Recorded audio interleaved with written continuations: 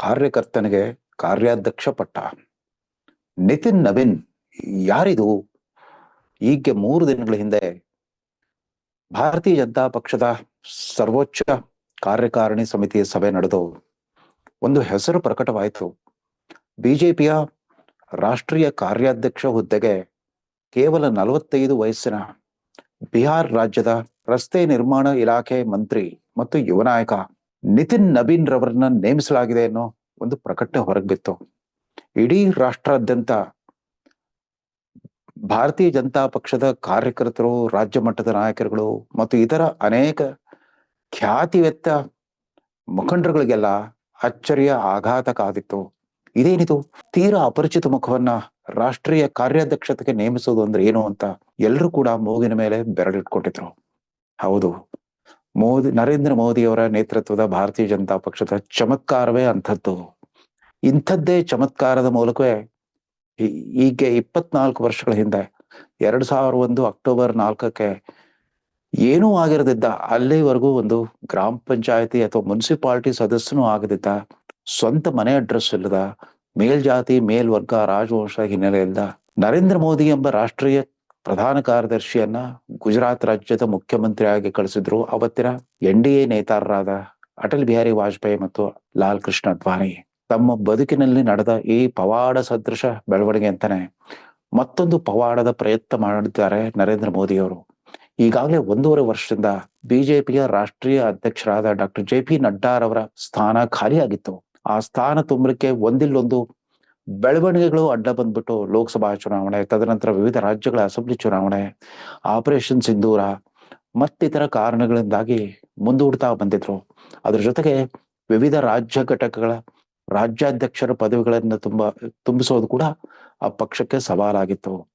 ಇಷ್ಟೆಲ್ಲ ಗಡಿಬಿಡಿಯ ನಡುವೆ ಕರ್ನಾಟಕದ ರಾಜ್ಯಾಧ್ಯಕ್ಷ ಹುದ್ದೆ ಕೂಡ ಎಷ್ಟರ ಮಟ್ಟಿಗೆ ಶಾಶ್ವತ ಅಂತ ಸ್ವತಃ ಪಾಪ ವಿಜೇಂದ್ರ ಅವ್ರಿಗೂ ಒಂದು ಅಂದಾಜಿಲ್ಲ ಅಂತ ಕಾಣುತ್ತೆ. ಅದೇನೇ ಇರಲಿ, ವಿವಿಧ ರಾಜ್ಯ ಘಟಕಗಳ ಪರಿಸ್ಥಿತಿ ಏನೇ ಇರಲಿ, ಕಳೆದ ಲೋಕಸಭಾ ಚುನಾವಣೆ ನಂತರ ಅಲ್ಲಾದ ಹಿನ್ನಡೆಯನ್ನ ಸ್ವಲ್ಪ ಮಟ್ಟಿಗೆ ಹಿನ್ನಡೆ ಆಯ್ತು. ಅನಿವಾರ್ಯವಾಗಿ ಸಮ್ಮಿಶ್ರ ಸರ್ಕಾರ ರಚಿಸ್ಬೇಕಾಯ್ತು.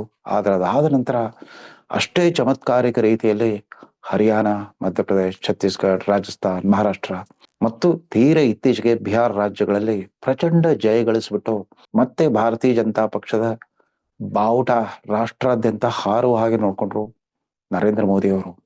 ಇದೀಗ ಪ್ರಧಾನಿ ನರೇಂದ್ರ ಮೋದಿ, ಗೃಹ ಸಚಿವ ಅಮಿತ್ ಶಾ, ಹಿರಿಯ ಸಚಿವರುಗಳಾದ ರಾಜನಾಥ್ ಸಿಂಗ್ ಮತ್ತಿತರರೆಲ್ಲರೂ ಸೇರಿ ತಮ್ಮ ಪಕ್ಷದ ರಾಷ್ಟ್ರೀಯ ಅಧ್ಯಕ್ಷತೆಗೆ ಒಂದು ತರಬೇತಿ ರೂಪದಲ್ಲಿ ಒಂದು ಕಾಮ್ ಚಲಾವೋ ಅಧ್ಯಕ್ಷರು, ವರ್ಕಿಂಗ್ ಪ್ರೆಸಿಡೆಂಟ್, ಈ ವರ್ಕಿಂಗ್ ಪ್ರೆಸಿಡೆಂಟ್ ಅನ್ನೋ ಹುದ್ದೆ ಏನು ಅಲ್ಲಿ ಶಾಶ್ವತವಾಗಿರಲೇ ಇಲ್ಲ.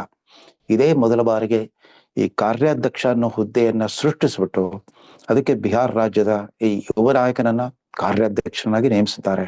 ಅವರು ಈಗಾಗಲೇ ವಿದ್ಯುಕ್ತವಾಗಿ ಅಧಿಕಾರ ವಹಿಸಿಕೊಳ್ಳೋದು ಬಾಕಿ ಇದೆ. ಅಂದಾಗ ಯಾರು ಈ ನಿತಿನ್ ನವೀನ್ ಅಂದಾಗೆ ಮೇ 23, 1980 ಅಂದ್ರೆ ಈ ಜನತಾ ಪಕ್ಷದಿಂದ ಸಿಡಿದು ಹೋಗಿ ಭಾರತೀಯ ಜನತಾ ಪಕ್ಷ ಅನ್ನೋ ಜನ್ಮ ತಾಳಿದ ವರ್ಷದಲ್ಲೇ, ಆ ರಾಜಕೀಯ ಪಕ್ಷ ಜನ್ಮ ತಾಳಿದ ವರ್ಷದಲ್ಲೇ ಹುಟ್ಟಿದ ಈ ಯುವಕ, ಅವರ ತಂದೆ ಕೂಡ ರಾಜಕಾರಣಿ ನವೀನ್ ಕಿಶೋರ್ ಪ್ರಸಾದ್ ಸಿನ್ಹಾ ಅಂತ ಬಿಹಾರ್ ರಾಜ್ಯದ ಭಾರತೀಯ ಜನತಾ ಪಕ್ಷದ MLA ಆಗಿದ್ರು. ಅವರು ಪಾಟ್ನಾ ಕ್ಷೇತ್ರದಿಂದ ಗೆದ್ದು ಬಂದಿದ್ರು 2005 ಚುನಾವಣೆಯಲ್ಲಿ. ಆದ್ರೆ ಒಂದೇ ವರ್ಷದಲ್ಲಿ 2006ರಲ್ಲಿ ಹಠಾತ್ತನೆ ಅವರು ಅಕಾಲಿಕ ಮರಣವನ್ನಪ್ಪಿದ್ರಿಂದ ಆ ಖಾಲಿಯಾದ ಜಾಗಕ್ಕೆ ಕೇವಲ 26 ವರ್ಷ ವಯಸ್ಸಿನ ಅವರ ಪುತ್ರ, ಅವರಷ್ಟೊತ್ತಿಗಾಗ್ಲೇನೆ ಅಖಿಲ ಭಾರತೀಯ ವಿದ್ಯಾರ್ಥಿ ಪರಿಷತ್ತು ಮತ್ತು ಭಾರತೀಯ ಜನತಾ ಪಕ್ಷದ ಯುವ ಮೋರ್ಚಾ ಜೊತೆಗೆ ಸಕ್ರಿಯವಾಗಿ ಗುರುತಿಸಿಕೊಂಡು ತಮ್ಮ ರಾಜಕೀಯ ಬೇರುಗಳನ್ನ ಪಡ್ಕೊಂಡಿದ್ರು. ಈ ನಿತಿನ್ ನವೀನ್ 2006ರಲ್ಲಿ ನಡೆದ ಉಪಚುನಾವಣೆಯಲ್ಲಿ ಪಾಟ್ನಾ ಕ್ಷೇತ್ರದಿಂದ ಗೆದ್ದ ಮೇಲೆ ಮತ್ತೆ ಹಿಂದಿರುಗಿ ನೋಡೇ ಇಲ್ಲ. ಅದಾದ ನಂತರ 2010, 2015, 2020 ಮತ್ತು ತೀರ ಇತ್ತೀಚೆಗೆ 2025ರ ಅಸೆಂಬ್ಲಿ ಚುನಾವಣೆಗಳಲ್ಲಿ ಸತತವಾಗಿ 5 ಬಾರಿ ಜಯಬೇರಿ ಬಾರಿಸಿ ತನ್ನ ಸಂಘಟನಾ ಸಾಮರ್ಥ್ಯ ಮತ್ತು ಕ್ಷೇತ್ರ ಮಟ್ಟದಲ್ಲಿ ತಮ್ಮ ಜನಪ್ರಿಯತೆಯನ್ನ ನಿರಂತರವಾಗಿ ಸಾಬೀತು ಮಾಡ್ತಾ ಬಂದಿದ್ದಾರೆ. ಅವರು ಮೊದಲು ಭಾರತೀಯ ಜನತಾ ಪಕ್ಷದ ಯುವ ಮೋರ್ಚಾದ ರಾಜ್ಯಾಧ್ಯಕ್ಷರಾಗಿದ್ರು. ಕೊನೆಗೆ ರಾಷ್ಟ್ರೀಯ ಯುವ ಮೋರ್ಚಾದ ಪ್ರಧಾನ ಕಾರ್ಯದರ್ಶಿಯಾಗಿ ಕೂಡ ತಮ್ಮ ಸಂಘಟನಾ ಸಾಮರ್ಥ್ಯವನ್ನ ಸಾಬೀತು ಮಾಡಿದ್ರು. ಅದಷ್ಟೇ ಅಲ್ಲ, ಸಿಕ್ಕಿಂ ಮತ್ತು ಉತ್ತರಾಖಂಡ್, ಛತ್ತೀಸ್ಗಢ ರಾಜ್ಯದ ಉಸ್ತುವಾರಿಯಾಗಿ ಹೋಗ್ಬಿಟ್ಟು ಅಲ್ಲೆಲ್ಲ ಎಕ್ಸಿಟ್ ಪೋಲ್ಗೆ ತದ್ವಿರುದ್ಧವಾದ ಭರ್ಜರಿ ಫಲಿತಾಂಶ ತಂದುಕೊಟ್ಟು ತಮ್ಮ ಪಕ್ಷದ ಅತ್ಯಂತ ಉಪಯುಕ್ತ ಯುವಪಿಗಳಿಗೆ ನಾಯಕರ ಪೈಕಿ ತಾನು ಅಂತ ಸಾಬೀತು ಮಾಡಿದ್ರು. ಅಂದಾಗೆ ತಮ್ಮ ನೆನಪಿರ್ಲಿ 2005ರಿಂದ 2025ರವರೆಗೂ ಕೂಡ ಬಿಹಾರ್ ರಾಜ್ಯದಲ್ಲಿ ಅಬಾಧಿತವಾಗಿ ನಿತೀಶ್ ಕುಮಾರ್ ಮುಖ್ಯಮಂತ್ರಿತ್ವದ ರಾಜ್ಯಭಾರವೇ ಸಾಗಿ ಬಂದಿದೆ. ಅದರಲ್ಲಿ ಬಹುಪಾಲು ಮುಕ್ಕಾಲು ಪಾಲು ಭಾರತೀಯ ಜನತಾ ಪಕ್ಷದ ಜೊತೆಗೆ ಮೈತ್ರಿ ರಚಿಸಿಕೊಂಡೇ ಅವರು ಮುಖ್ಯಮಂತ್ರಿ ಆಗಿದ್ರು. ಮಧ್ಯೆ 2 ಬಾರಿ RJD ಜೊತೆಗೆ ನಡೆಸಿದ ವಿಫಲ ಪ್ರಯೋಗಗಳ ನಂತರ ಭಾರತೀಯ ಜನತಾ ಪಕ್ಷದ ಜೊತೆಗೇನೆ ಅವರ ಉದ್ದಕ್ಕೂ ಅವರ ಜನಪ್ರಿಯತೆ ಮತ್ತು ವ್ಯಕ್ತಿಗತವಾದ ಒಂದು ರಾಜಕೀಯ ಹಿರಿಮೆ ಎಲ್ಲವೂ ಕೂಡ NDA ನಲ್ಲೇ ರೂಪುಗೊಂಡಿತ್ತು. ಹೀಗಾಗಿ ಈ ಸಾರಿ ಈಗಂತೂ ಭಾರತೀಯ ಜನತಾ ಪಕ್ಷ ಪ್ರಚಂಡ ಗೆಲುವು 3-4 ಅಂಶದಷ್ಟು ಸೀಟ್ಗಳನ್ನ ಗಳಿಸ್ಬಿಟ್ಟು ಭರ್ಜರಿ ಜಯಬೇರಿ ಬಾರಿಸಿತ್ತು. ಈ ಸರ್ಕಾರದಲ್ಲೇ ಈ ನಿತಿನ್ ನಬೀನ್ರನ್ನ ನಿತೀಶ್ ಕುಮಾರ್ 2ನೇ ಬಾರಿಗೆ, ಇಲ್ಲಿ ನಾವು PWD ಮಿನಿಸ್ಟರ್ ಅಂತ ಕರಿತೇವೆ, ಅಲ್ಲಿ ಮಿನಿಸ್ಟರ್ ಫಾರ್ ರೋಡ್ ಡೆವಲಪ್ಮೆಂಟ್, ರಸ್ತೆ ನಿರ್ಮಾಣ ಇಲಾಖೆಯ ಮಂತ್ರಿಯಾಗಿ ನೇಮಿಸಿದ್ದಾರೆ. ಅದಕ್ಕೂ ಪೂರ್ವದಲ್ಲಿ ಅವರು ಕಾನೂನು ಮತ್ತು ನ್ಯಾಯಾಂಗ ಇಲಾಖೆಯ ಸಚಿವರಾಗಿದ್ರು, ನಗರಾಭಿವೃದ್ಧಿ ಸಚಿವರಾಗಿದ್ರು. ಹೀಗೆ ವಿವಿಧ ಕಾಲಘಟ್ಟಗಳಲ್ಲಿ ಮಂತ್ರಿಯಾಗಿ ಕೆಲಸ ಮಾಡಿದ ಅನುಭವ ಇತ್ತು. ಅದೆಲ್ಲಕ್ಕಿಂತ ಮುಖ್ಯವಾಗಿ ಪಕ್ಷ ವಹಿಸಿದ ಜವಾಬ್ದಾರಿಗಳಲ್ಲೆಲ್ಲವನ್ನು ಕೂಡ ಅತ್ಯಂತ ಯಶಸ್ವಿಯಾಗಿ ನಿರ್ವಹಿಸಿದ ಒಂದು ಹಿನ್ನೆಲೆ ಇವ್ರಿಗಿತ್ತು. ಆದ್ರೆ ಬಿಹಾರ್ ರಾಜ್ಯದ ಹೊರಗಡೆ ಎಲ್ಲೂ ಕೂಡ ಈತನ ಹೆಸರೇ ಯಾರಿಗೂ ಗೊತ್ತೇ ಇರಲಿಲ್ಲ. ಮೋದಿಯವರ ಒಂದು ರಾಜಕೀಯ ಸಂಶೋಧನೆ ವೈಖರಿನೇ ಅಂತದ್ದು. ಸೆಲೆಬ್ರಿಟಿಗಳ ಹುಡುಕಾಟಕ್ಕಿಂತ ಬೇರು ಮಟ್ಟದ ಕಾರ್ಯಕರ್ತರ ದಕ್ಷತೆ, ಸಮರ್ಪಣಾ ಭಾವ, ಕಾರ್ಯಶೈಲಿ ಮತ್ತು ಅವರ ಯಶೋಗಾಥೆಯನ್ನ ಗಮನದಲ್ಲಿಟ್ಕೊಂಡು ತಮ್ಮ ಅಚ್ಚರಿಯ ಆಯ್ಕೆಗಳನ್ನ ಪ್ರಕಟಿಸ್ತಾ ಇರ್ತಾರೆ. ಇದೇ ತರದ ಮಾನದಂಡವನ್ನು ಅನುಸರಿಸಿಯೇ ಕರ್ನಾಟಕದಿಂದ ಸ್ವಯಂ ಇಚ್ಛಾ ನಿವೃತ್ತಿ ಪಡ್ಕೊಂಡ IPS ಅಧಿಕಾರಿ ಅಣ್ಣಾಮಲೈ ಅವರನ್ನ ತಮಿಳುನಾಡಿನ ಪ್ರದೇಶ ಭಾರತೀಯ ಜನತಾ ಪಕ್ಷ ಘಟಕದ ಅಧ್ಯಕ್ಷರನ್ನಾಗಿ ಮಾಡಿದ್ರು.